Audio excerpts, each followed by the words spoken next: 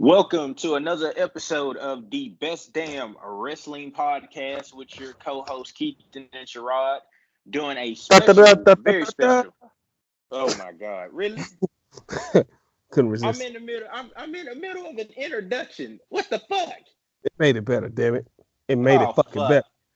Well, we are bringing you a very special, action-packed SummerSlam weekend episode of the Best Damn Wrestling Podcast.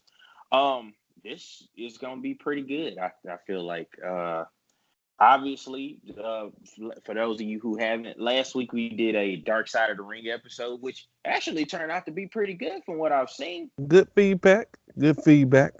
Yeah, tremendously grateful and tremendous shout out from to everybody who's listened. If you have not listened, please check that episode out.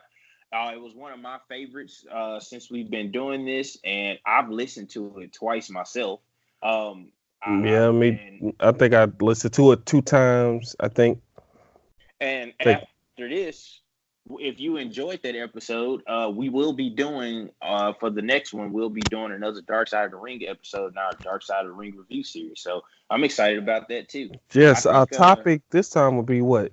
Either Bruiser Brody or Fabulous Moolah. I'm thinking Bruiser, man. I love that story, Yeah, but me too. Moolah was good too. And the Yeah. only problem is I'm not ultra familiar with it, but I mean, it still was a good episode. And from what we know, I'm excited about doing either of them. But we'll make that determination and bring it to you, and hopefully you enjoy that one as much as you enjoyed the one last week, and hopefully enjoy what we're bringing you tonight. Um, I guess first things first, we'll do the best damn wrestling news segment that we've started up, and we'll go from there. Sound like a plan to you? Yeah, sound like a plan to me. All right, so let's jump right in. Our first best damn wrestling news segment is Cody Rhodes and his the reporting from WrestlingNews.com on his admission that AEW has only revealed 40% of their talent roster. So you can check this out at WrestlingNews.com, and it was an article basically where Cody says that he has they've only revealed thus far 40% of their roster, and they have another set of bigger stars and everything else that they planning to probably reveal around the time that they start live shows on in October on TNT. Thoughts, comments? My thoughts and my comment. They better literally be bigger stars because these motherfuckers that they're pushing out right now are damn near anorexic. Like they need to be locked inside somebody's buffet. God damn. Did you see those two chicks Well, Nyla Rose was locked in there with? What the yeah, fuck? well, he said, and I quote, "We want / have modern wrestlers, big ones at that. No disrespect intended to the heritage and those who paved the road." 2019. We've revealed about 40% of the roster. Sometimes it's better to let the painter paint and then judge the picture. So I'm like you, based on what I've seen, not ultra impressed. But Right. if this is only 40%, I hope the other 60 is damn good. You They know, have to be.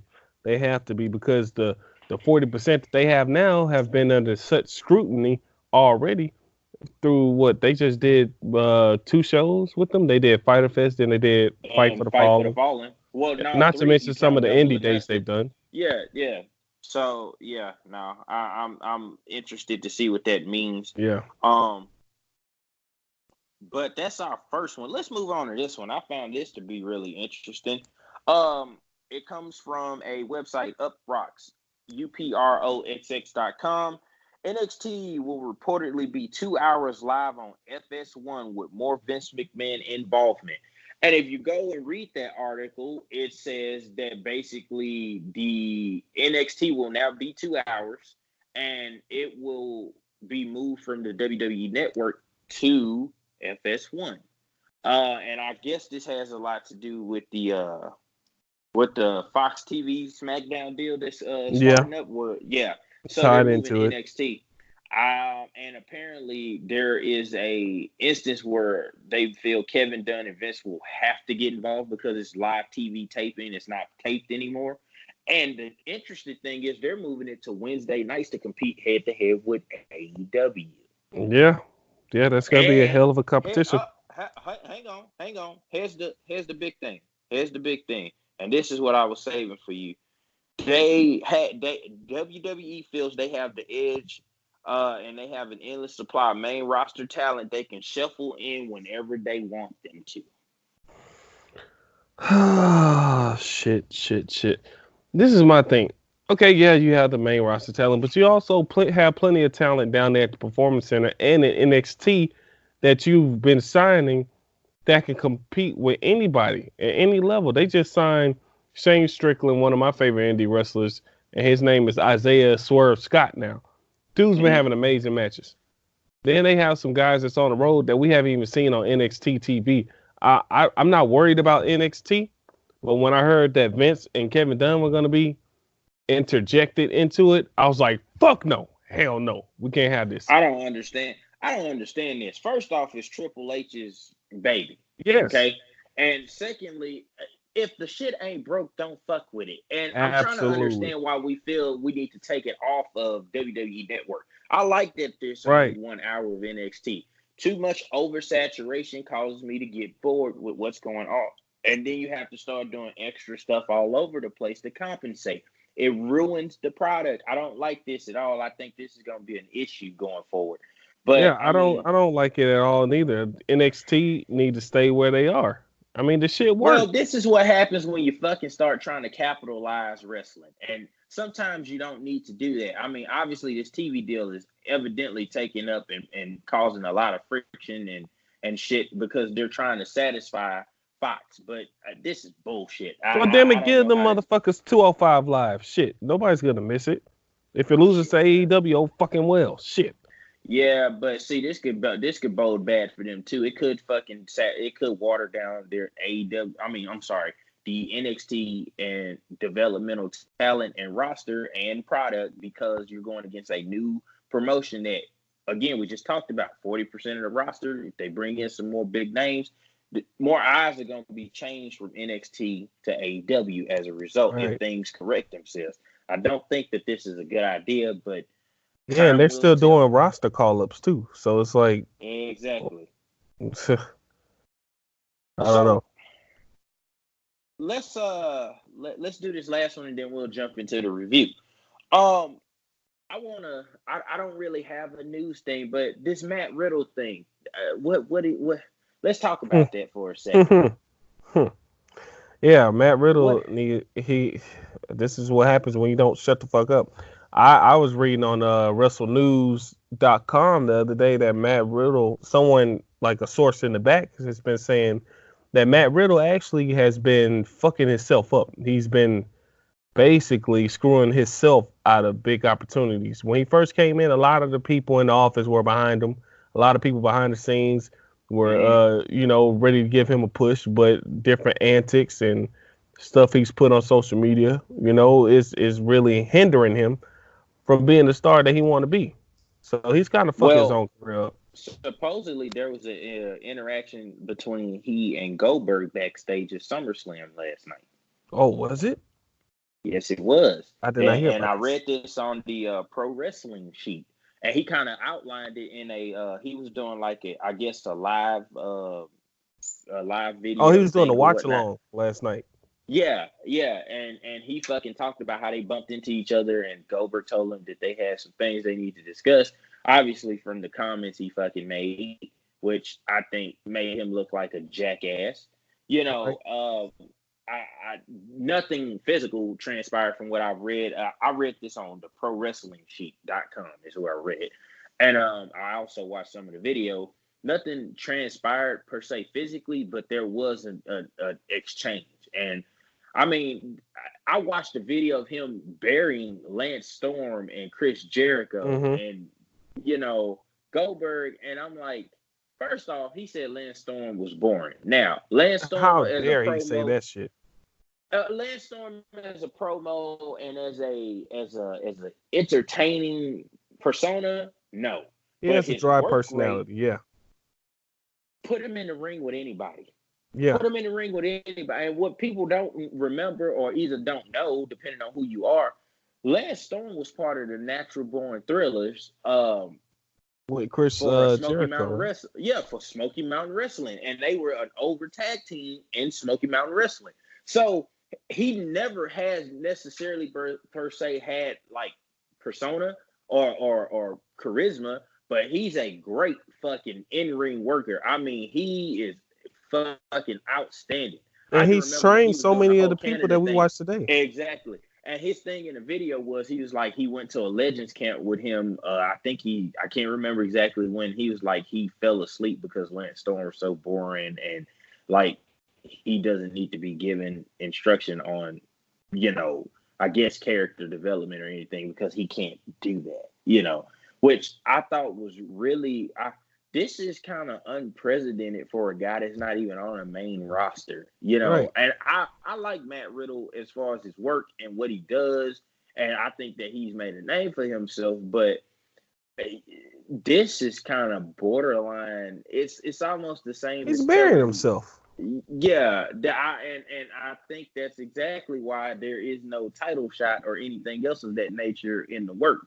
And I don't know if he feels that, hey, maybe this is gonna fucking help me get myself over, or maybe whatever the fucking case may be. Yeah, But it's just like this book I'm reading right now from JTG. It's like a 2-part book. JTG for Crime Time. He wrote damn, why did I write this book part 2, and he's basically talking about ways you get heat, like just for stupid stuff you do, and just for not knowing the business, not having the proper respect, you can bury yourself tremendously.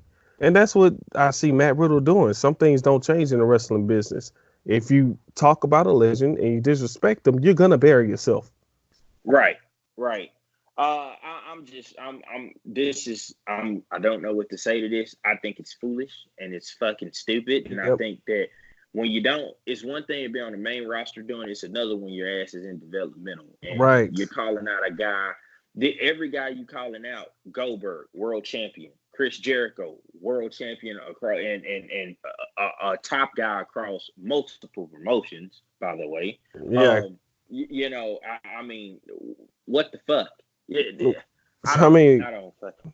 when you look at Matt Riddle's character, he's kind of boring too. With his promos, the whole bro stoner bullshit, it's starting to get stale. Like, It goddamn. kind of feels Rob Van Dam-ish in a way Yeah, because Rob Van Dam kind of had that, but Rob Van Dam was fucking way more charisma. explosive. The Mr. Monday Night, the fucking move sets he had and the shit he did, and Yeah. I mean, fuck. And Rob ECW, he Van was a Dam whole is different monster too. the whole fucking show, Rob Van Yes. Dam. But he was kind of the same guy as far as the demeanor, but when he got in the ring, he turned it on. And I'm not saying that Matt Riddle can't work because he can't. Absolutely. But as far as you talking about Rob Van Dam being a guy where his work just shown so far through, nobody cared that he wasn't a great promo or anything. They cared about put him in the ring with anybody. He's gonna put on a goddamn show. Right. And I don't so that's our best damn wrestling news segment. Let's jump right on in. Obviously this weekend was NXT TakeOver Toronto on Saturday night and SummerSlam on Sunday night. And I guess, man, how do you grade NXT TakeOver Toronto? How do you feel? I mean, what did you think? I will have to give it a solid B, not a B minus or a B plus. A solid B. I was going B minus. It was lackluster. I wouldn't It really exactly call it was. lackluster. I mean, I just it was it was There just were some matches. there were probably 3 matches that actually was great. And, Yeah. I mean, I'm being generous here. Obviously, the main event was fucking amazing. Yeah. I think that so I know we're going. There is no particular order, folks. So just kind of bear with us. We're just gonna cover some stuff. So the main event could have been better, if there had been some blood involved. I don't know how the fuck that didn't happen. It kind Is of that screws up the whole barbed wire thing because it was like, isn't barbed wire supposed to cut your ass up like well, a fuck, shredder or did you something? see him cut it down and he just fucking grabbing it in his goddamn hands? And I'm like, so nobody's gonna notice that there's no blood anywhere at all. I think the most blood you saw was the table spot at the end where fucking Adam Cole cut his back. But how the Yeah, fuck have you been hit with chairs? Now, the match as a whole, I give it 4 stars. I do. I give it 4 stars. Phenomenal match. I mean, from start to finish, the whole there was mat wrestling, there was high spots, there was near falls, everything you could ask for. They fucked up with this cage. Now, if they had to just put a cage around them and said no climb outs, it's a pin or submission, I'd have been fine. But to gimmick it up that way and try to really throw, a hardcore feel to it, if you will, there were a lot of things about that particular spot that didn't make sense. Now, one thing I will give them credit for, in all the years I've fucking seen a sledgehammer in wrestling, this was the first time I actually, even if it was in a working way, seen somebody swing the motherfucker. Not cover their head up, but swing it. Triple H yeah. usually cover it up and try to go at you. They actually use the fucking sledgehammer the way that it should be used in order to get somebody, it was fucking phenomenal. That was my favorite match on the card, personally. Yeah, mine too. Obviously, It stole the show. I think it would have sent them into a stratosphere if there was blood. That's the only thing I say. I don't know why they did. I just do not know why They they had refused to tax let people there that bleed. they didn't use neither. They didn't even right. It was a lot of stuff that's just hanging up there that they didn't use, which kind of was overkill. You should have Yeah, just left the weapons off. yeah. I'm okay with there just being barbed wire. Even if they both climb to the top and you fucking scrape the guy's head across the barbed wire and you get some color, then it would have popped. It's an A+ match for me with that. But it's unrealistic for you to have me believe these guys are in this fucking horribly dangerous cage and nobody gets shit. But still great I match. still thoroughly The enjoyed only it. thing I want, here's the only thing. This needs to be the end of the feud. They've done all they can with this since WrestleMania. It was a last minute thing because of the Ciampa injury. We get it. It needs to be over with. Well, it seemed I like it's think over because Johnny Gargano had his swan song of sorts. Just like other wrestlers who got called up have had. So most likely we're gonna see him on 205 Live this week. what I would have liked is that I feel like they could have turned this into something. Now, this is my problem with the whole NXT card. This was supposed to be the chance that fucking Undisputed Era had to have Yeah, everybody get a belt. Okay, so when Kyle O'Reilly and Bobby Fish lost the tag match and Roderick Strong lost the North American title match, I thought that they were going to have a spot where they run in and try to help Adam Cole, and it cost him a fall. And then that would be an issue. It would have been so much better if you saw the dissolution. And maybe I'm just overreaching, but since you can't seem to clear it's starting to make them look idiotic to keep saying we're going to be draped in gold, and they're not. So what could have happened, you could have just had a run-in that cost them the match, and fucking there was a breakup or a dissolution or the beginning of a dissolution of Undisputed Era. Am I reaching? I don't even know if they want any tension in Undisputed Era right now because I feel like they're still gonna hang on to that all four draped in gold thing. But this was Where the the fuck are best you gonna get opportunity it to do from? it. You got what? One more takeover left this year, I think. Yeah, it's Survivor Series. Yeah. That's it. So if you don't do it now, it won't happen this year, which makes that whole thing since January fucking stupid. Which is why they probably will do that at the end of the year and then have them going all the way up to WrestleMania weekend with the titles. Okay, let's see where it goes. I thought they were doing that with the whole Roderick Strong and Adam Cole deal at one point. Tonight Like was they a were great starting night to to do it. yeah, I mean, they this should have weekend done was it. a great Yeah, weekend they to do should it. have done it. It should have been done. Yeah. But I even still, fine. I love that match. I didn't really. I don't know. I'm starting to. I feel like Velveteen Dream is so good. They're starting to try to find ways to gimmick up his matches, or at least do something different with him. and he's so much better than everybody else. I mean, I like Roderick Strong. I like the Messiah, the backbreaker thing, but against Velveteen Dream, and Pete Dunne, I think kind of brought another element to the match, but we ain't seen Pete in a long time. And it's not like, it was 6 months ago when we were talking about him in that same category with Ricochet, Aleister Black, and those guys, Ciampa. He just kind of seems like he's lost something to me, at least since the Walter loss and that match they had at the Takeover. But I thought I that feel like match they was don't okay. have anything for him, really. Oh, Dream or Pete Dunne? Pete Dunne.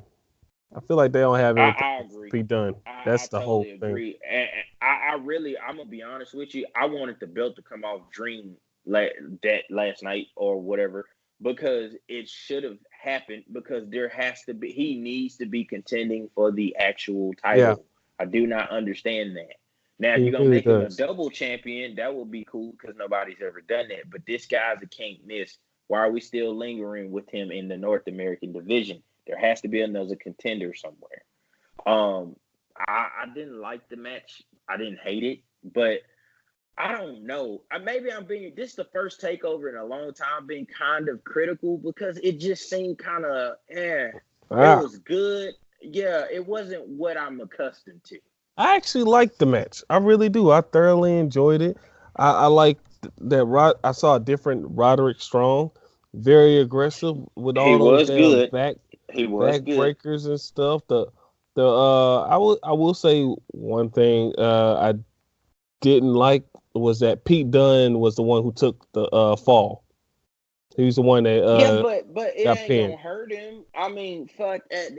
What else is he doing? It's not gonna hurt. Yeah, but at the same time, he still has this aura of badass.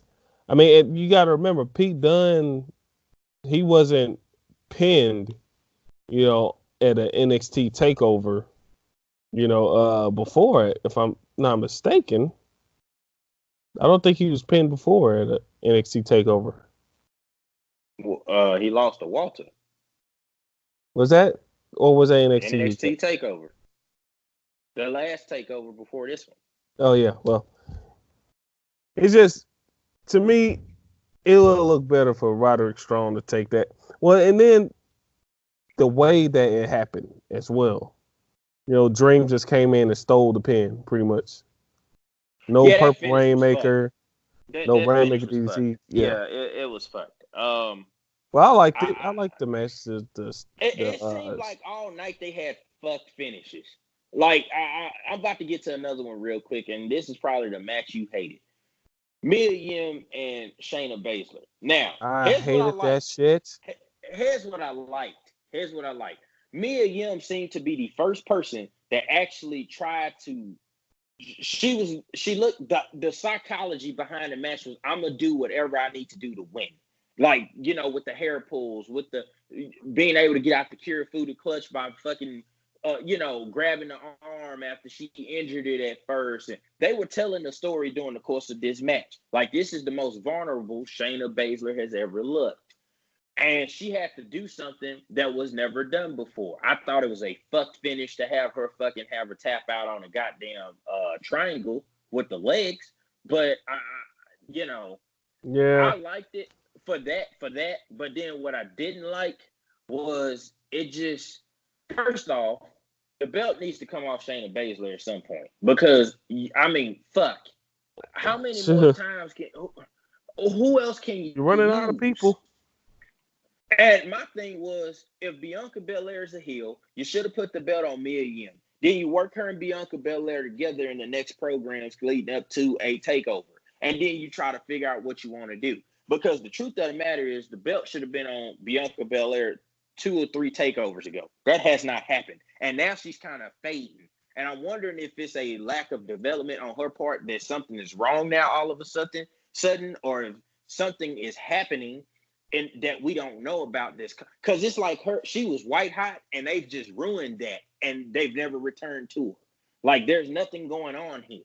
They put Io Shirai over her. Now all of a sudden it's Mia Yim. Like, that's as far to the left as you can get from somebody that was white hot that charisma, promo ability, everything. And you went to Mia Yim. Now, I like Mia Yim, but she ain't no goddamn Bianca Belair. Right. You understand what I'm saying? Yeah. It's totally different. It's foolishness. I don't know what's going on, but they should have put the belt on Mia Yim so that Bianca Belair was outperforming Mia in their matches on NXT television. Well, like she carried outshined him. She did. She's athletic. She's the strongest woman on the damn roster. Like what else do you need? Mia should have been a transitional champion. They put the belt on Bianca Belair, and then if you want to circle back to, because clearly I don't think they got any plans to ever move Shayna Baszler.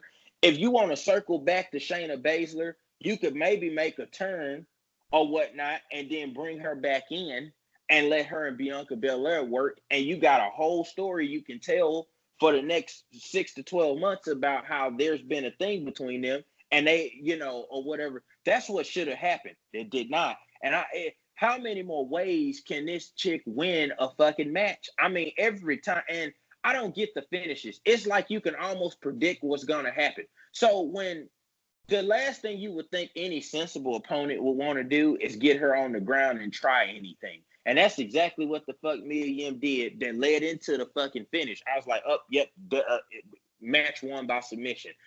2 minutes later, match won by fucking submission. It was a fuck finish that looked fucking terrible. I mean, it told a great story up until that finish to me, but I don't understand what's going on with the women's division right now. To me, it was a fucked match in all. To me, I mean, that from the moment the bell rung, they had a bad lockup. A lot of times they say you can tell a lot about a match with the lockup. The lockup was bad. There was some botches there. To me, the whole match wasn't believable at all. It should have been more of a fight. Shayna Baszler, she looked good in it. Mia Yim, she was. I don't know if the nerves got to her, but she was spotty and on some things. She tried to get over with the crowd, talk the trash. Didn't work. I don't know if it was necessarily Shayna's fault, but because she has worked.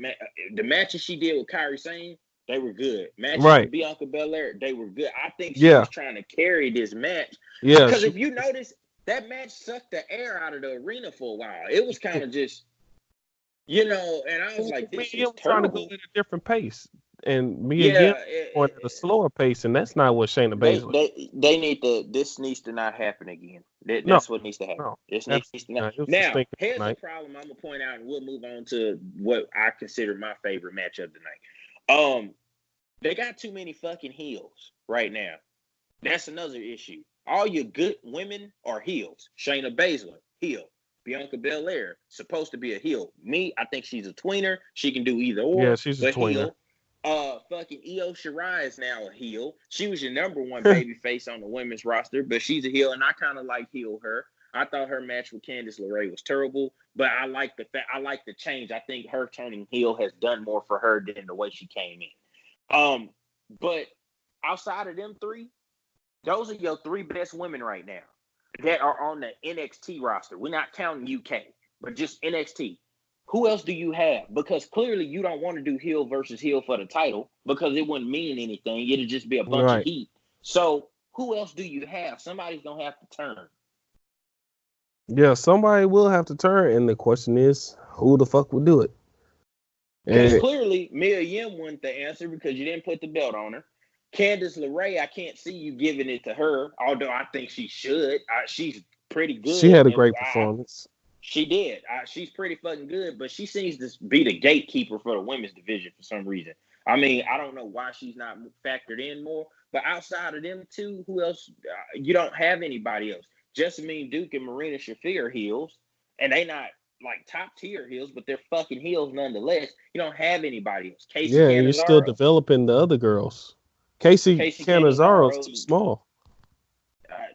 I think that's irrelevant in the women's division, but she's not over enough to me to fucking be the champion. She's Every small. Women's NXT champion they've had, if you think about it, has been charismatic, had a gimmick, and fucking was great. Asuka, great. Charlotte, great. Becky, Ember Moon, great. Bayley, great. Ember Moon, great. Shayna Baszler, she ain't much as far as like charisma, but she's fucking outstanding in the ring, and her Yeah, what persona she and does the works. badassness. Yeah, Yeah, that works for her. Great. I mean, fuck, the list goes on. All of their champions have been out fucking standing. Out fucking yeah. standing. You can't just put it on anybody. So they need to figure out what they're gonna do with this women's division, because they in danger of me personally losing me until they can fucking figure out, well, fuck, we need an over heel and we need an over baby face to put something together. Goddamn, it's not that fucking hard. Somebody's got to change. You just changed the best baby face you had other than Kyrie Sane and fucking Io Shirai, apparently. And Again. Shayna, she doesn't get the heel heat anymore. People are actually buying into her. Mia Yim was getting Right. the heat. She's a badass. They've made Yeah, her a legitimate badass. And fucking Bianca is a tweener. It don't matter what you yeah. do. She She's kind of just the like total Stone Cold Steve package. Austin. She exactly. It She is the won't matter total what you package. Yeah, do. She just needs to be the fucking champion. It's not yeah. that goddamn hard. Fuck. Could have got something. Jesus. Yeah, I mean, shit. Anyway, that was I gave that match a C+. Basically, what we're saying, people, we didn't want to see that fucking match.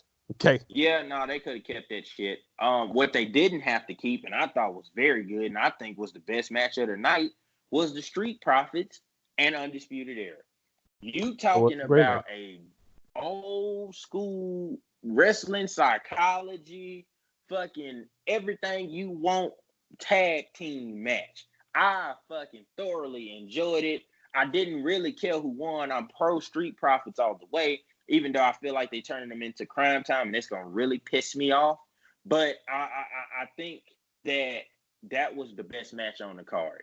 No, Gargano and Cole were great, but if I have to rank them, they're second. They're like 1B2 or whatever. I think this was the best match. I love the high spots. Montez Ford and Angelo Dawkins were great. Fucking Bobby Fish and Kyle O'Reilly. I love them as a tag team. Near finishes, tag moves, great tag wrestling, cutting the ring off, saves, everything you can ask for. It was there to be had. Fucking great It was match. a fight. It was a fight to the finish. Yep. You know, they used their athleticism. They used their quick strikes. They used their double team moves. Everything that you would want in a tag team match. And then even one of the things that really stood out to me was, you know, usually in tag teams where it's a slimmer guy and a bigger guy, the slimmer guy takes most of the heat throughout the match. Well, with the Street Profits, you had a time where Montez Ford was taking all the heat, but you also had Angelo Dawkins taking a lot of heat in the match, and they both had an opportunity to get the hot tags. And that's something. It's small to some people, but that's also something that you don't see a lot. And I just like the way they're great, and I think as long as they don't turn them into no goofy bullshit like the New Day, they'll be fine. But I think they're a great fucking team. They don't really have to do much in the way of promo, and they charismatic. It oozes. You know, that was the best match of the night to me. Overall, to me, I appreciated the good matches too much to even rank them.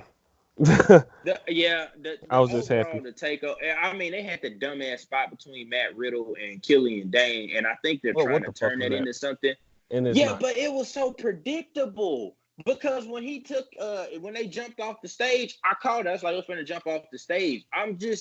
It's like they tried to recreate the Braun Strowman Bobby Lashley deal, but it just wasn't. I was like, they could have kept that shit. It was fucking stupid.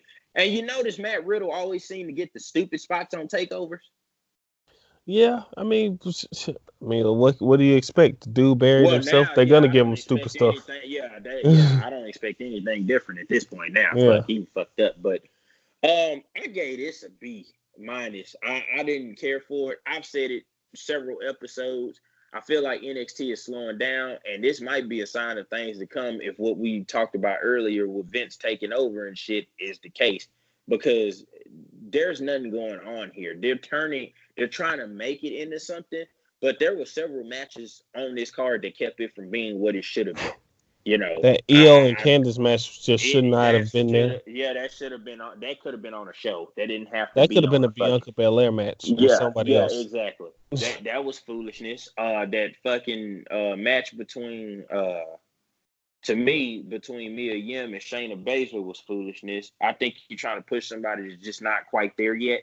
Yeah. That it showed. I don't think she'll get another chance like that again. It fucking showed. And normally when they say somebody's parents are there, you like, oh, they're gonna win. But the more I watched that match, I was like, God, I hope they don't put this belt on her. She's not ready. I Yeah, like her, the but she just performance yeah. says not ready. It's just It was just bland, you disappointing. know. And Io Yeah, Shirai and needs they to just stop making that damn puppy dog face. I like to heal her, but she got to get rid of well, that damn puppy dog yeah, face. she needs to learn how to sell being a heel. It's a work in progress for her, and I think she's gonna be fine long term. I like the new attitude, but needs Yeah, some work, and she's learning on the fly and shit and trying to do promos she's and doing good. everything else.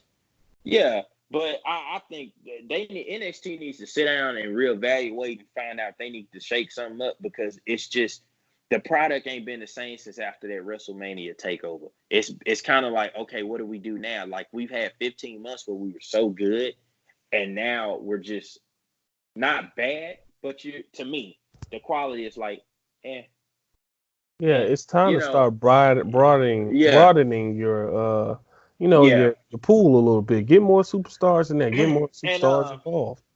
we normally don't say this, but I feel like SummerSlam was a little bit better this time around. Normally we take over Yeah, can yeah. I gave I'd agree SummerSlam a with that. B plus. I'd agree with that. I gave it a B plus.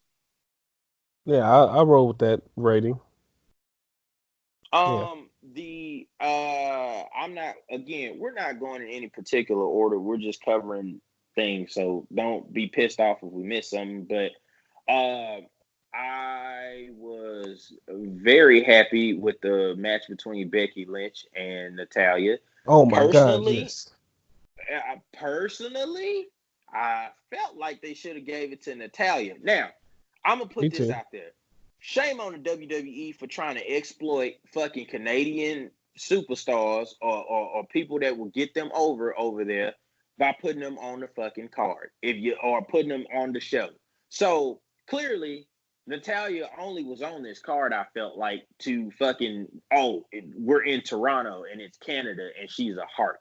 Bret Hart was on there. He made a 30-second appearance, but clearly because it's Bret Hart and he's a Canadian hero and it's Canada.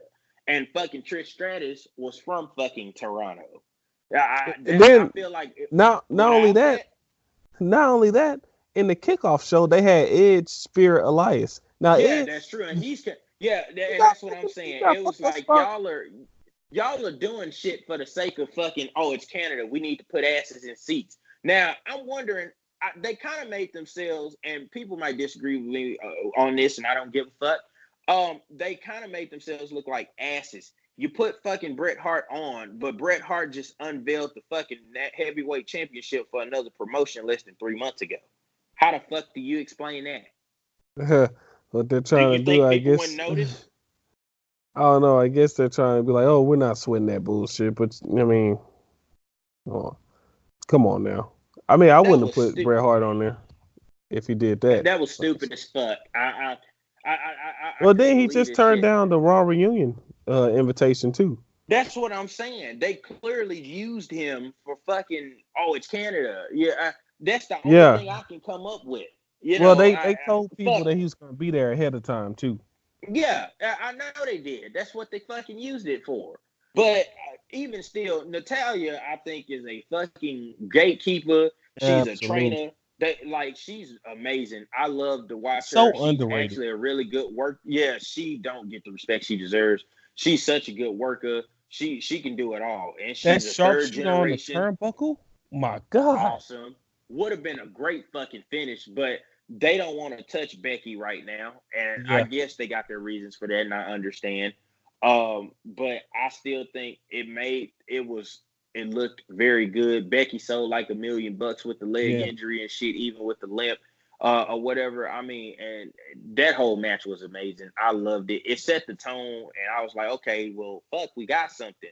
Although I knew she was only on the card because it's fucking Canada, but I think if you wanted to do something nice and pay tribute to Anvil, you should have put the fucking title on her. The people would have fucking popped like crazy Monday Yeah. night on Raw, and you'd have got over. And then even if you took it off of her like a week later in some fracas, well, fuck, you still she won the fucking title in Canada. That wouldn't Hmm. hurt anybody. Yeah. but that's me. Um, uh, again, I'm going to this. They continue to do great fucking work, and this was kind of one of my personal favorites on SummerSlam. Um, Ricochet and AJ Styles was fucking phenomenal. I Yes, felt it like that was was. a fucking 4.5 star match. If I had to rate it on my own, the only thing kept it from being a 5 star. Ricochet, he kind of looked stupid with the fucking suit on. Really? I actually like the whole superhero thing. I, I mean, yeah, he had the superhero thing. Then you had Luke Gallows ringside looking like a villain out of the Batman comic book. yeah, It worked. but it, eh, eh, I don't want them to turn him into a hurricane style superhero. Do you understand where I'm going? Yeah, I think that Sometimes was they just get carried him, away. being fun and stuff. I don't think it had anything to do with his gimmick per se. Gimmick, But okay. Yeah, and yeah, if they keep it the same, that's fine. But here's the thing that I noticed about that match and the match they had at Extreme Rules. If you don't know anything about wrestling, folks, AJ Styles is doing what's called making Ricochet. These yeah, losses that Ricochet are taking ain't hurting him, but AJ Styles is so prolific as a performer and such a big name that you're seeing Ricochet pull. He did shit in this match that you normally didn't see. There were fucking different. It was more than flippy shit. There was a submission hold. He had a fucking anaconda vice on. There was the fucking Northern Light suplexes into a chain, and like he's starting to showcase other skills that could potentially make him a big player. Some guys right, have to be made.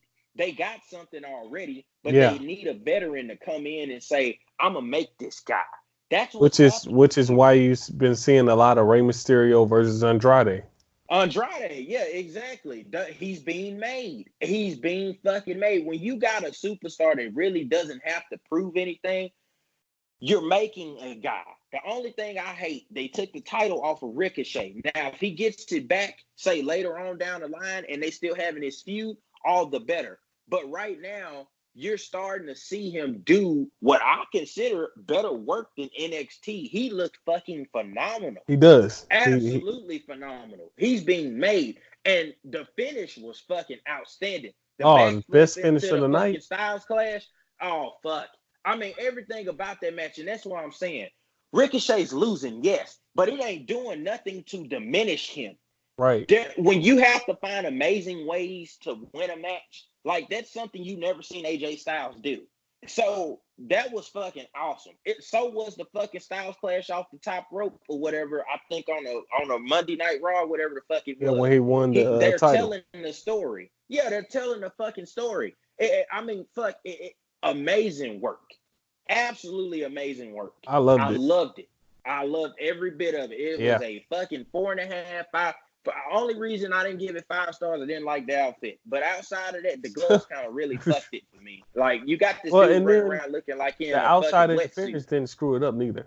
That's No, it the doesn't thing. because Gallows and Anderson are so good at picking the right spots. Right. And I love that. So and the whole OC thing is awesome too. So you got all of these elements working together. It's like you got 4 guys knowing how to work. And they're telling the story. And I love it. It's fucking great. Fucking Yeah, it great. was all good stuff. Yeah, shit. I'm now the other match I liked. I'm gonna let you have this one. The Fiend and fucking Finn Balor. Yes.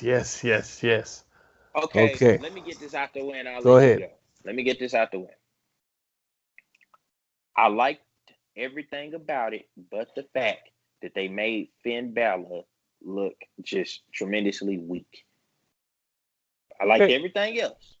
You don't think that that's building up to something more in the future? I mean, because in a way, More. for the ultimate showdown, the Demon versus the Fiend, because Finn is gonna take some time off. What this Okay. what this does, this allows Finn to be overpowered, and then he doubts himself, and then he ultimately comes to terms saying, "Well, damn, maybe I can't beat him as myself. I need to go away for a while, come back as a demon, plays mind games on the Fiend, something like that. You know how it goes. And Okay, I can see that. I can see that now. And but I'm gonna tell you what was a nice touch. The whole all white and the fucking his entrance yes, looked almost angelic compared yes, to. I was like, these two, I see something here with them. That was kind of awesome. And I was hoping that he came out as the demon because it would have, I'm going to be honest with you, would it have not been a bigger pop and a better thing if they had a longer match and it's the demon versus the fiend and they going at it and fucking, even if even if Bray Wyatt had have beaten Finn Balor as the demon, it's the Fiend. They're both over. Does that make sense? And you got a fucking match that'll tear the goddamn house down. well, see, it would have been a bigger pop, but at the same time, why would you do that if Finn is taking time off, like very, very soon, like pretty much in the next month is taking time off? Okay. It kind of, and that deserves Okay. to be a long feud. Right. I'm with that. I'm not above that. I just, but that was my only complaint. Now the entrance from Bray was fucking Absolutely. phenomenal. Freaked The me the the fuck out. lantern with his Yeah, old freaked me head, the that was fuck out. dope. Freak, freaked me the fuck out. I didn't realize he was gonna wrestle in that damn mask all night either. Freaked me the I fuck was out. wondering too. I was like, is that mask wrestleable? That I just made a new word, wrestleable. Are you able to wrestle in that The mask? dude, the guy is obviously fucking talented. I Yeah, mean, you didn't took transform something himself that physically. yeah, and you took something that anybody else had would have been hokey and bullshit, and he's fucking gotten it over. And now you got this thing going on. Did you see that spot in the match when he fucking almost had a fucking? It's like he's schizophrenic. He had an attack in Yeah, matches when he was looking at his hands because yeah, he's supposed to be reformed, but he let this guy out. And I'm like, right. fuck, this motherfucker's telling this story It while works he's well. wrestling. And yeah, and I seen everything he was doing, and they gave Finn Balor enough spots to not look like Yeah, squash. that's what I was But happy with the most. yeah, they picked their spots with him, and it looked good. It didn't really probably necessarily hurt Finn Balor as much as it fucking definitely helped because this is Bray Wyatt's first wrestling match as the Firefly Funhouse Fiend Bray Wyatt. I think he hadn't wrestled before this. All we had was those vignettes. So this is like, and I think they could do something with this because fuck, you need to probably throw him in a title picture at this point. Yeah, Now, my thought process would have been let's fucking pair him up against Brock Lesnar because I was so sure Lesnar would still have the fucking belt. And we'll get to that here in a minute. That would have been great. You got the Beast incarnate against the Fiend. And you got a guy that fucking knows no fear that's nuts going against a guy that's fucking a legitimate badass, two big ass monsters. You could have done something there. yeah. You That's could one do time I something kind of like, wish Brock would have been a champion. yeah, somebody, the first person to actually get in Brock Lesnar's head, try to suplex a crazy person. They actually That like, makes him show fear. yeah. Exactly. We're on the same fucking page. I liked it though. It wasn't bad. Scared the fuck out of me. Wasn't bad. I like the whole mandible claw thing too. That was dope. Different. Don't see many people tap out or pass out or whatever the fuck to that. It didn't even work that well. Only person that actually got the move over was fucking Mankind / Cactus Jack. Yeah, But I loved it. I loved it. I'm wondering what they do with him next. I think that I would like we'll to see see him and something Aleister tomorrow. Black. Yeah, that's what people were saying on Twitter. I think you have to put him and Aleister Black. That's the only way you can go. I see And with you might with Bray make Wyatt. Aleister Black a little bit because he shows no fear, but you got the Fiend. Aleister This Black will next, have to lose. oh no, for sure, for sure. I'm Yeah, not saying he has to win, but it definitely this could be an opportunity for him to really showcase something in a massive program of this caliber because Bray Wyatt is clearly fucking over, probably more over than anybody. yeah. Um, Speaking of over and over than anybody, I think somebody that's almost as over as Bray Wyatt, Kevin Owens. What Yes. did you think? This Now, dude's white hot Kevin right now. Owens, Kevin Owens as a promo, Kevin Owens as a worker, everything else white hot, like you just said, and he's from Canada, also was a plus. But Shane McMahon, It I hope this is fucking it. has to I be. can't It has take to be. anymore. God, it I has to can't be. take anymore. I can't take any It's motherfucking more. You got a 50-year-old man that you are wasting a white hot baby face on that should be competing for a right. title somewhere. And the fucking He's gimmick fucking that he's using could have been great for somebody else. Could for you imagine somebody Miz with else. that gimmick? Let me ask you this. I'm gonna put this as a theory. Do you think that they busted this out to take steam off of CM Punk, even if it's indirectly, because he's been tied to StarCast and AEW and they don't want that shit coming back up? I think in a sense, yeah, because they don't want him to be known as the only person who claimed he was the That was best in the ever best world. in the world. Because Yeah, Bret Hart was just the best there is, best there was, best there will be. But yeah, CM Punk got over as the best in the world. Period. yeah, yeah, yeah. They wanted to kill that, and it just pissed me off. It was really ridiculous. Kevin Owens is fucking legitimately hot right now. And if they fuck this Absolutely. up like they did Braun Strowman, they're fucking idiots. He needs to be doing something at this point. Fuck, in the first place, we need a heel goddamn fucking WWE champion so he can do something with them. Fuck, I don't even, I'm not even gonna get off into that. We need a real champion so he can do something with them on SmackDown.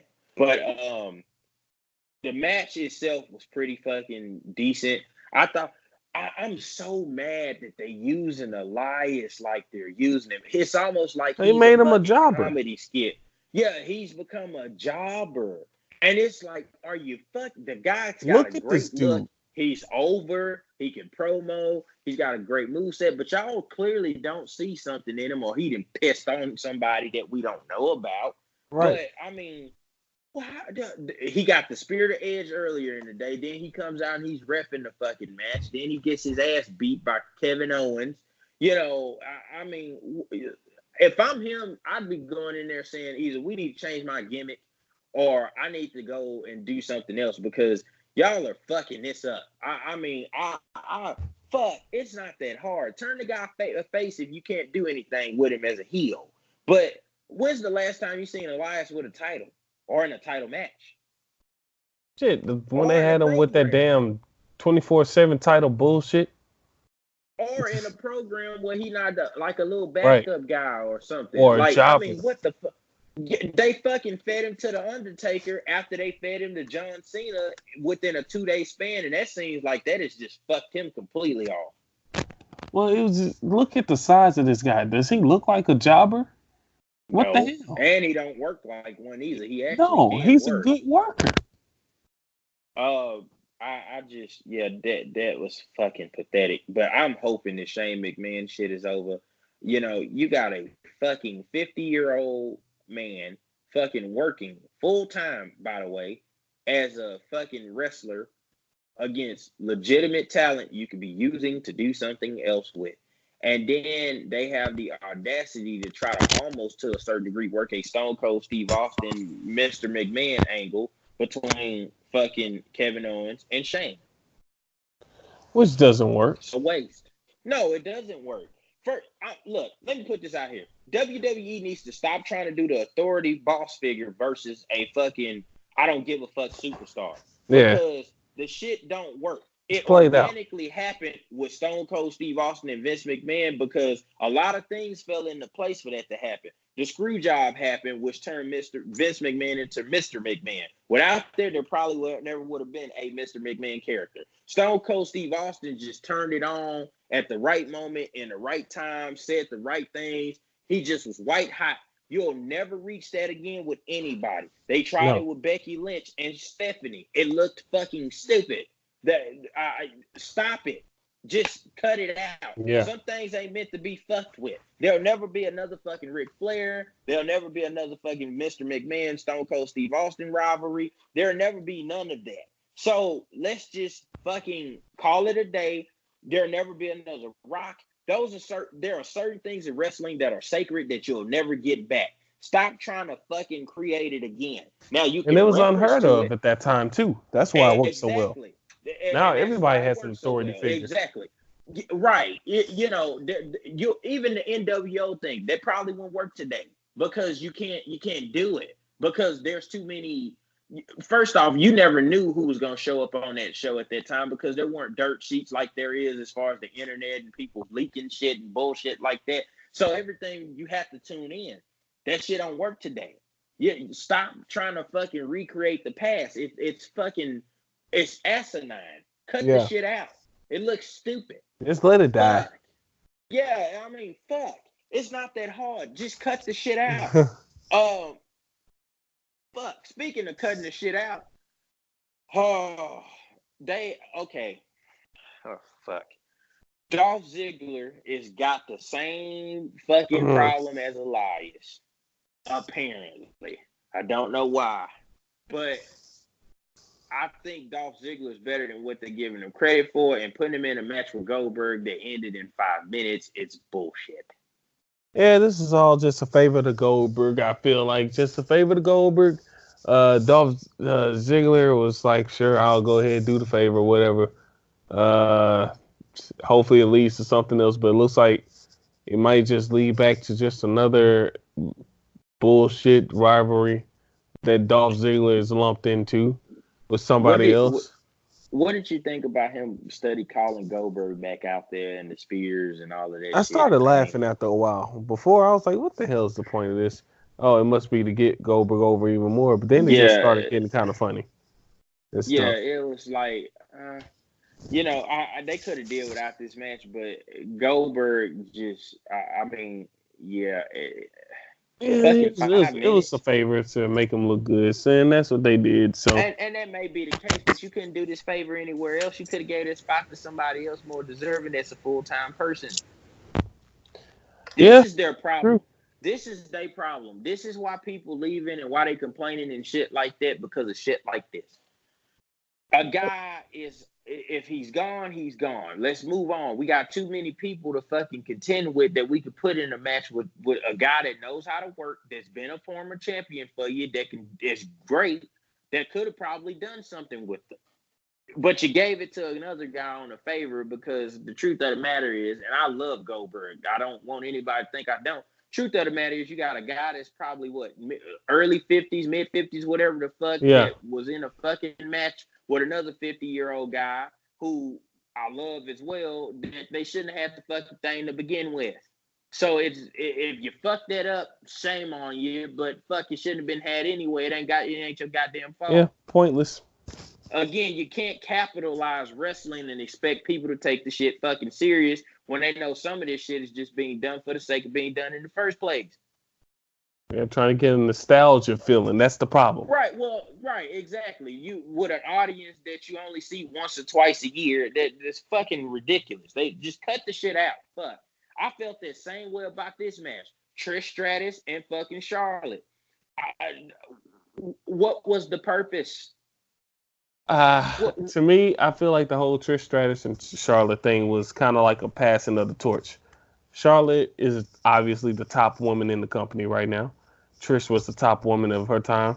I think it was kind of like a passing of the torch type thing. If this had been didn't like that 5 or 10 years ago. Yeah, about 10. 5 or 10 years ago, Trish, it would have been a better match. It just looked... Well, it started off bad for me for Trish, but she was working her way. But then she started getting her footing. And at the beginning of the match, you could tell Charlotte was carrying her a lot, but she started getting into her groove. I just didn't like the finish. Like, why would you make her tap out? It would have been better to. Well, what else were you gonna do? Well, you could have reversed the Stratus faction into the natural selection.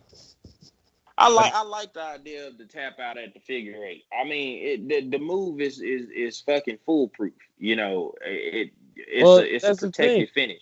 Trish is not, it's kind of not, because Trish did it earlier in the match, and Charlotte didn't tap. Well, when I say it's protected, it's protected for Charlotte. I mean, fuck, nobody's gonna tap to their own finishing move, or nobody's gonna fucking be pinned by their own finishing move. They don't do that shit anymore. So obviously that wasn't going to happen. But fucking for Charlotte, when it's on, that's typically it. I don't give a fuck who you are.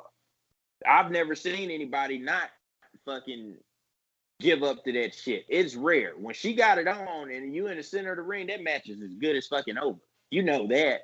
I was very surprised they let Charlotte go over on her in her hometown. Oh, I'm I not. really didn't I'm see not that coming. surprised. That hometown I, shit don't mean anything to Vince McMahon. If you're in your well, that's true, hometown, but 9 times out of 10, you may, or probably need nine to or be eight B times, anyway. yeah, Yeah, yeah, fucking you're right. not going over. Um, well, I'm going to. They had the WWE Championship match. I'm going to skip that because Please skip it, because I I got I pissed off. I didn't started. know I what the fuck start. I was saying. Well, no, I skipped it. Here's why I skipped it. I skipped it because I started watching it, and then I seen Randy Orton come out, and I seen the little video package leading up to it, and I loved all of that. I was actually gonna try to give it a chance because I don't feel like Kofi Kingston should be the fucking champion to begin with. And if anybody got anything to say about that, please submit your goddamn comments and concerns to the suggestion box of fuck you because I don't care. So I'm just saying, like he's a fucking cartoon character, fucking champion. And the first thing I see as soon as he come out, obviously there's the New Day with the shucking and gyrating and bullshit like that as far as the dancing, and that's fine. I'll live with it. But I see my fucking WWE champion coming out and fucking taking pancakes from under the fucking belt and throwing them into the crowd. And I said then, well, fuck, if you're not going to take it serious, neither am I, and I fucking skipped it. I So mean, I you can really don't kiss like my the ass, I whole don't care. pancake thing. I don't get the whole pancake thing. I don't really like it. The pancake thing. You, I you, like you're Kofi. diminishing the fucking title with this bullshit. He should, okay, you had your little 5 or 6 months, you've done well with it, great. The fucking thing needs to come off. All right, we gave you what you want. Now, normally I'm a fan just like everybody else, and I would be excited for something like this. But you need a guy that's gonna take it serious. And you kind of could see a little bit of the irritation on Randy Orton's face when they first came out. And I'm thinking from just looking at him, I'm like, well, fuck, if he feel like I feel looking at this shit, I wouldn't want to wrestle him either. I mean, fuck it. Are you fucking serious? Your goddamn champion is fucking coming out there looking like a cereal box and doing fucking cartoon character bullshit. And he's goddamn champion. I didn't cover this before. I'm tired of Well, I fucking don't think that talking about even it. matters nowadays. It doesn't even matter nowadays Oh, because I don't give mean, me that shit. it That's doesn't. bullshit. It doesn't. No, that's bullshit. It That doesn't. You is don't have bullshit. serious My champions champion, anymore. no, my champion should be You're a somebody that champion. you can legitimately take serious. If Brock is the champion, I don't like Brock, but it makes sense. If Seth Every Rollins is the champion doesn't have champion, to be it makes serious. sense. He puts on great matches. He When we're puts on. talking about your main belt, well, in this particular case, you can't say of the promotion. I guess you got to say of the show. Even though they're the same company, it's fucking stupid. But when you're talking about a guy with the okay, let's go back to the champion before this motherfucker. All right, Daniel Bryan changed the belt, yes, but it was a gimmick based on something he believed in, but he took it serious. It wasn't foolishness. And Daniel Bryan was a heel champion that fucking I could legitimately believe. Now, here's the thing I will say. If this was Kofi Kingston from 2011 doing this shit, being champion, I would be all for it because I actually liked him then. This guy here, fuck no, because I can't take you serious.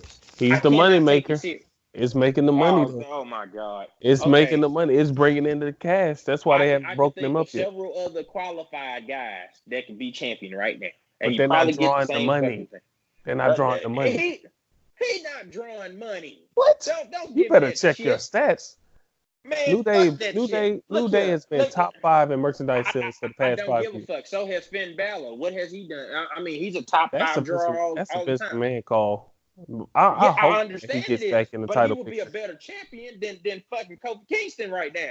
He ain't gonna come out with pancakes under his fucking belt. That's the same thing as a goddamn Hadouken in the middle of a fucking match. It's fucking bullshit. Well, God those damn it. dudes are comedy wrestlers too. Oh, I don't disagree with you. You don't hear me say much of anything nice about the fucking Bucks. I mean, again, I watched some of their matches. I'm not knocking them. I think they do good work, but they got to cut the cartoon character shit out, and it's no different for him. If you want me to But that's take just you the serious thing. as a If real it's champion, working, it's drawing the money. These days, it's changed. Okay, That's what's getting it now. again, that may get it for y'all, but for me, on my fucking behalf, anytime the motherfucker's on, I change the channel. I've never seen one of his matches as fucking champion that I can remember. I seen an elimination chamber match, and I fucking had a miniature heart attack thinking he was gonna win the goddamn shit. That was a great match, though. It was, but only because he fucking lost. If he had won, I wouldn't Oh be talking God. about it. Fuck. You want me to take you serious? Change your shit, and then come back and talk to me. Well, good thing shit not based off the of belt. Good fucking pancakes from under the fucking championship belt. You just you might as well have put your pants down and took a shit on it. Fuck. Nobody care about that damn belt anymore. That belt's been on some bullshit. Okay. Nobody cares about it because of the fucking shit. Nobody cared about it before. Said. Well, obviously not when you put it on somebody like Jinder Mahal, but it still should represent something. Had to go to Jinder. To Jinder Mahal. That's probably the worst champion I think I've ever known in my existence. I can't think of anybody. They did that strictly just for an Indian. Same thing. You're trying to capitalize fucking wrestling. It doesn't work well. Stop it. I go back to what I said earlier. I mean, but fuck, I didn't watch that match. Glad I didn't. It ended in a double count out. I read about it, and I fucking almost puked in my mouth reading about it. I wanted a Randy Orton title reign again. They need to get the belt off this motherfucker so I can start watching the WWE Championship matches again. That's what I want. I want something for Christmas is that he ain't champion before the end of the calendar year. Shit needs to stop. I think he's gonna lose it, but I don't know to who. I don't know if it's gonna be people like Samoa Joe from being champion over some bullshit. That's them. That's them not wanting the TNA guy on top. That's what I feel. You need to come up off of that. Yeah, you need to come up off the Kofi Kingston thing. Dude has bang up matches. He has great matches. Fuck him. So does the Bucks, and I don't really care too much for them either. Last night match was trash. So did the Bucks, but it might have been trash because Randy probably really didn't want to fucking do it. No, they didn't want to. They didn't want to use everything because they were going to have another match again. No, he probably. If I was him, I'd have told him I don't want to do this shit. Now I'll do it because I have to, but quite frankly, I mean, fuck, I don't want to do it. That's you. Samoa Joe shit. Old school shit. Fuck off. It's bullshit. I love you, but fuck off. Fuck. Finally, the main event. I can't believe I'm about to say this, and I know it must be something wrong with me, but I actually thought this was the best Brock Lesnar match I've seen in a really long time. So I'm not the only one who thought that. Good. I thought I was the only one. I thought I was tripping for a second. No, it actually looked good. It looked really good. It beat the WrestleMania match by miles. I don't know if it was because Seth was bumping for him like $1 million and selling for him and shit, or if it was just the spots were so fucking good between the two of them, or whatever the case may be, and it looked like a real legitimate match. I fucking was thoroughly impressed. I even gave it a B++. It was close to being an A, but it was a B++. And I loved every second of it. I didn't think it was bad at all. I thought that they could have done more than curb stomps and suplexes and F5s. That's why I gave it that grade. But it was a good match. I'm noticing it almost made it seem like the only thing that fucking Seth Rollins could do to beat Brock Lesnar was super kicks, a curb stomp, and 2 frog splashes. That's all I saw. You didn't see anything else from him. There was no lockups, no submission holds. There was a bunch of slamming and bumping around for each other at high spots. Am I the only one thinking this? No, you're not. I actually saw a bear hug from Brock Lesnar, and I almost passed out. I was like, what? He learned another move? Oh, and there was wrestling psychology associated with it. Can you believe it? I mean, Jesus. Even the fucking spine buster into the ring post was fucking great. It was. And that's the first, fuck. The fucking frog splash off the ring post to the announcer's table was great. They did great work in this match. It was it told enough of a story. I was very interested. I didn't even get bored when I seen the German suplexes. No, yeah, that's the thing. I didn't get bored at all And during this match. here's the thing that surprised the fuck out of me. They just changed the title 3 weeks ago. I was so sure Brock would have it when this was over. Seth won it and won it clean. Right. Clean with I a said, a okay. few dozen curve stomps, but he got it, and that's what it should take to Now, take down the beast. has exactly. They told a story. He had to pull out some stuff, a lot of stuff to fucking win this match. And they told a story. He's fucking fighting injured with the injured ribs and all that shit. Here's the thing. I'm wondering if they took the belt off Seth so that he can get it back, so that he can get some of his fire back before they fucked him over with that Becky Lynch angle. Right. I think the whole thing with Brock attacking him was a way to get Seth back over. Over. Yeah.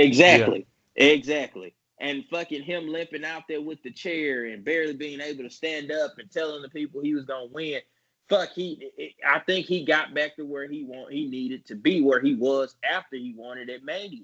This might have did more to help him than anything. So Right. this was good. Maybe Brock liked working with Seth. I don't know, but fuck, this was fucking great. I loved it. And I mean, that kind of was a great way to end SummerSlam. And again, for the first time ever, I'm saying SummerSlam was better to me than NXT. It was. I feel It was. that way. Yeah, it was I feel better to that me. way. I gave it a B plus. And Definitely. they getting better on the length. I mean, it was about 3.5 hours, yes, but But it I didn't mean, feel like still, it didn't feel like it. Exactly, it did not feel like it. It was fucking great. Um, I'm hoping that this is a sign of things that come. Obviously, they're doing Clash of Champions in September, which is like, do you know what Clash of Champions is? Yeah, every title's on the line. Used to It's be like Night the of old Champions. Jim Crockett Promotions WCW thing they doing. So I like that. I'm wondering like if that's going like I'm wondering how good that's gonna be. And hopefully they'll start doing it more frequently. But Well, we'll they've see. been doing it every year for the past shit. I think they've been doing that since I've never 2006, noticed. 2007. I've never noticed. I I remember went to Taboo one actually. Tuesday and shit. Oh, did you? Yeah, it was actually the kind of crazy.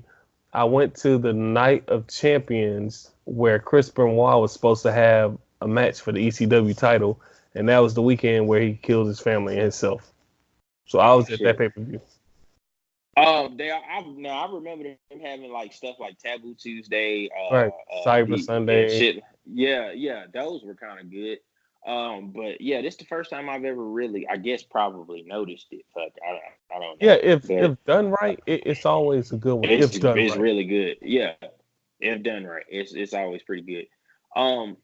Man, I think this is gonna conclude it. Ending it on that note,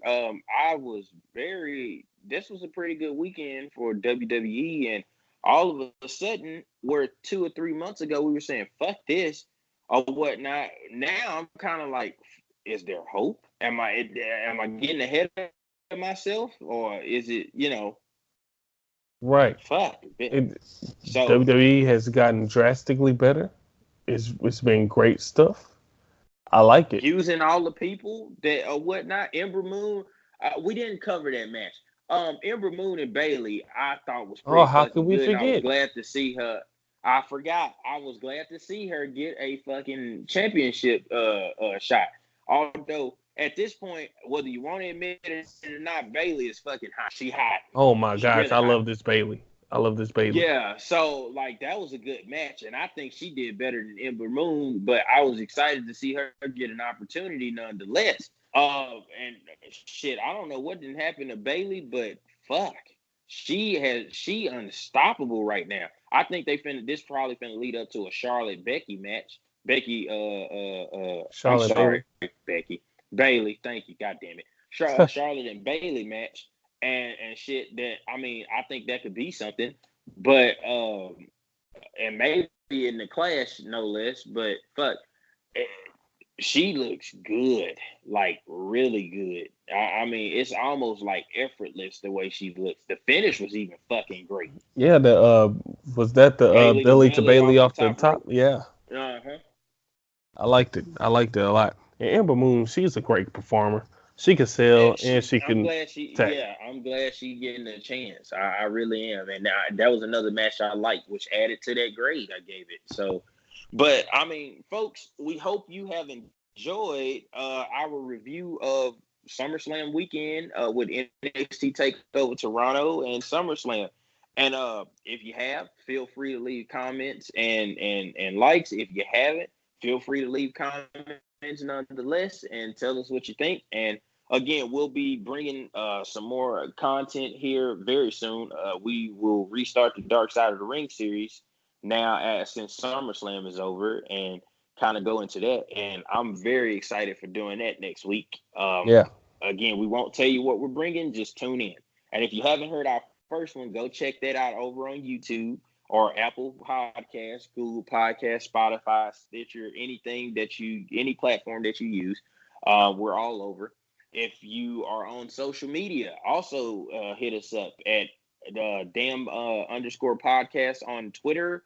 And for the life of me, I never fucking remember the Instagram because I've probably never ever been on Instagram in my life. That's probably what the issue is. But we're Yeah, also on Instagram is Instagram. kind of dead, so but the Instagram is best damn WP and stuff. That's the Instagram. Twitter is damn underscore podcast, Podcast. Yep.